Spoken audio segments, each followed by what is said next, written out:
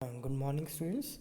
Business environment के आज के इस सेशन में अपन लेक्चर नंबर 20 स्टार्ट करेंगे।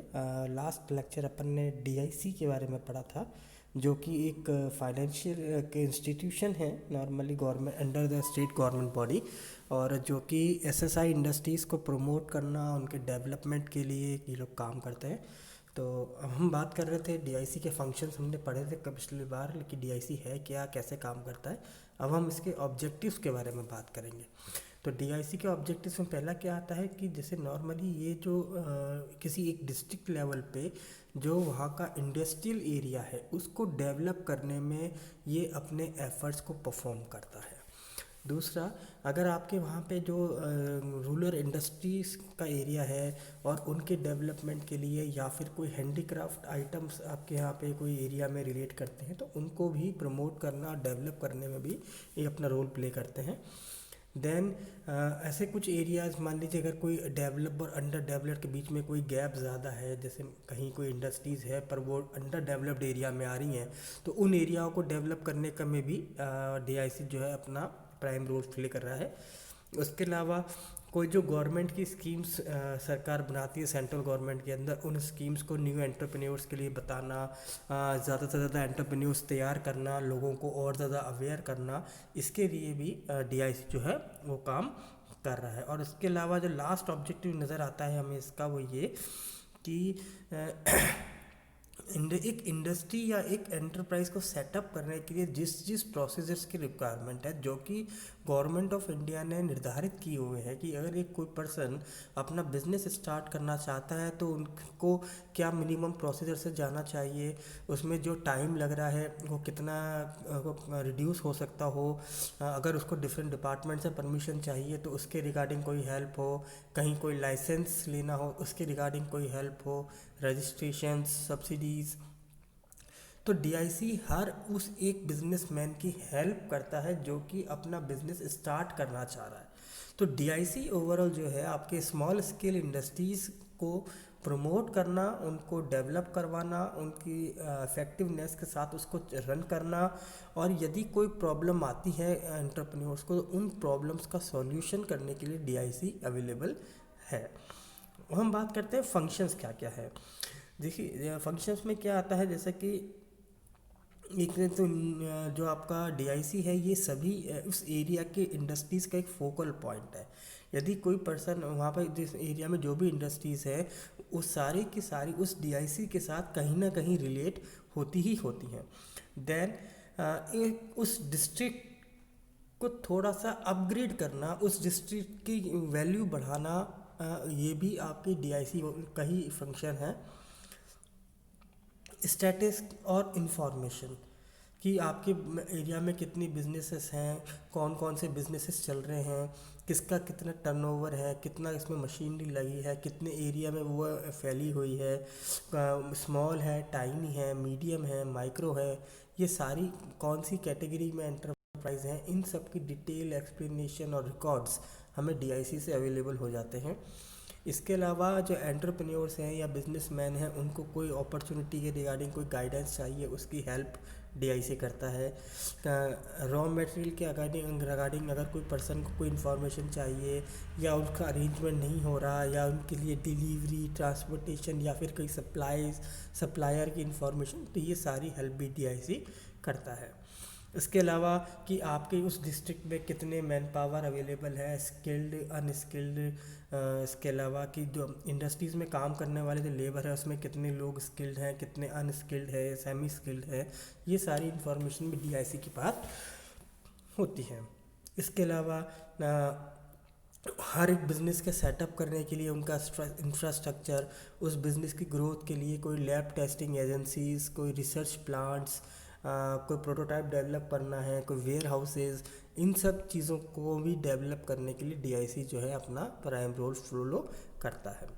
देन आता है कि जो प्राइम इसका देखा गया है डीआईसी का, कि वो एक एंटरप्रेन्योरशिप प्रोग्राम को बार बार करवाते हैं ताकि लोगों में एंटरप्रेन्योर खोलने के लिए या बिजनेस स्टार्ट करने की जो झील है वो स्टार्ट होती चली जाए।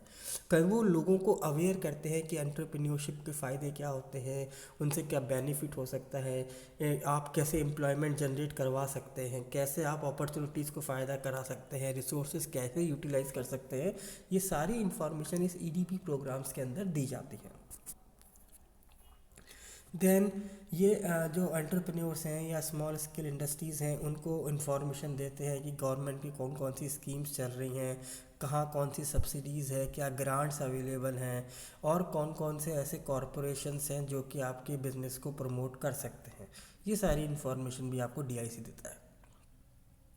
इसके अलावा स्मॉल स्केल इंडस्ट्रीज़ का रजिस्ट्रेशन करना, उनकी जो प्रोजेक्ट रिपोर्ट है उनकी फीजिबिलिटी चेक करना, उसमें एंटरप्रेन्योर्स को एडवाइस देना कि किस में कितना इन्वेस्टमेंट लगेगा, कौन सी मशीनरी कौन सा इक्विपमेंट उनके लिए बेस्ट है, कहाँ वो कॉस्ट सेविंग कर सकते हैं।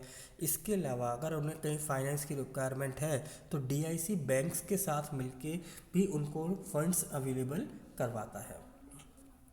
जैसे आप देखिए कि कई सारी ऐसी स्कीम्स गवर्नमेंट लॉन्च करती हैं, जैसे मान लीजिए जवाहर रोजगार योजना थी, पीएमआरवाई योजना थी। तो जो भी कोई अनएम्प्लॉयड लोग हैं आपकी डिस्ट्रिक्ट में उन तक ये इन्फॉर्मेशन देने का काम भी डीआईसी कर रहा है। इसके अलावा अगर बिजनेसमैन को कोई लाइसेंस लेना है एनर्जी वालों से, इलेक्ट्रिसिटी वालों से, वाटर सप्लायर वाले से, कहीं से कोई एनओसी की रिक्वायरमेंट है तो भी डीआईसी आपको इसमें हेल्प करवाता है। और इसके अलावा जो एंटरप्रेन्योर्स हैं उनको कहाँ से वो मशीनरी इंपोर्ट कर सकते हैं, कैसे वो इंपोर्ट करते वक्त उनको किन किन रूल्स की और रेगुलेशंस की रिक्वायरमेंट है, इसकी अवेयरनेस भी वो एंटरप्रेन्योर्स को प्रोवाइड करवाते हैं। और गवर्नमेंट एजेंसी के तौर पे वो अदर डिफरेंट ऑर्गेनाइजेशंस के साथ भी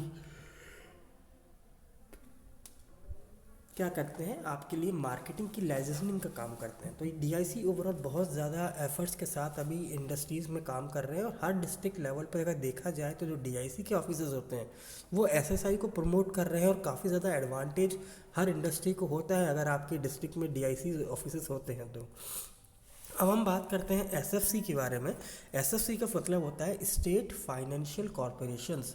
तो ये स्टेट फाइनेंशियल कॉरपोरेशंस होते हैं, ये जो है ये इंडिविजुअल स्टेट्स के द्वारा आधारित और रेगुलेट की हुई बॉडी है, जो कि सेंट्रल एक्ट के अकॉर्डिंग अगस्त 1952 में इस्टेब्लिश हुई थी। इसमें क्या है कि कई सारे डिफरेंट लेवल ऑफ ऑर्गेनाइजेशंस होती हैं जो कि मीडियम स्मॉल और माइक्रो मीडियम और स्मॉल एंटरप्राइजेस को फाइनेंस प्रोवाइड करवाती हैं। पर क्योंकि ये गवर्नमेंट ऑथराइज के थ्रू हो रहा है इसलिए स्टेट लेवल इसके साथ जुड़ा हुआ है। तो इसके अंदर टर्म्स एंड कंडीशंस पब्लिक को ध्यान में रखते हुए और एसएसआई को ध्यान में रखते हुए ली जाती हैं।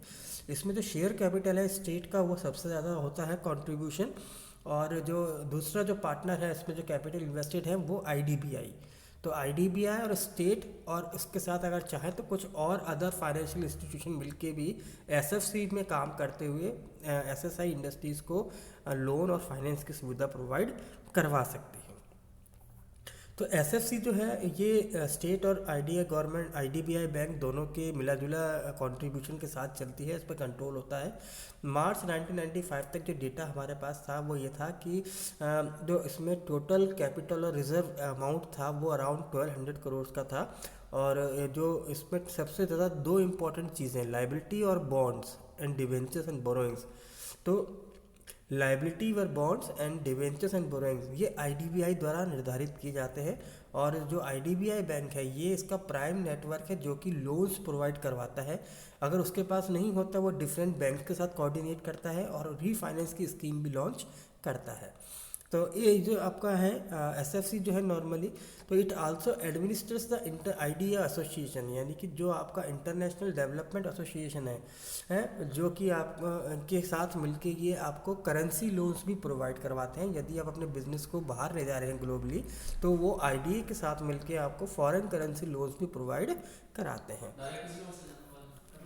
नाउ द एसएफसी जो है the SFCs are authorised to provide financial assistance in all 4 major forms. तो इसके साथ जैसे loans, advances, subscription, shares, debentures, new issues and guarantee of loans. तो ये आईडीबीआई और एसएफसी मिलके क्या करते हैं, ये दूसरे जो बिजनेस एंटरप्राइजेस हैं उनके लिए शेयर्स, डिवेंचर्स या फिर एनपीओस या यूँ कहे कि थर्ड पार्टी के तौर पे भी गारंटर का काम कर रहे हैं। तो अभी जो है देखा जाए तो 90% जो है वो लोन और एडवांस का काम ही एसएफसी कर रही है।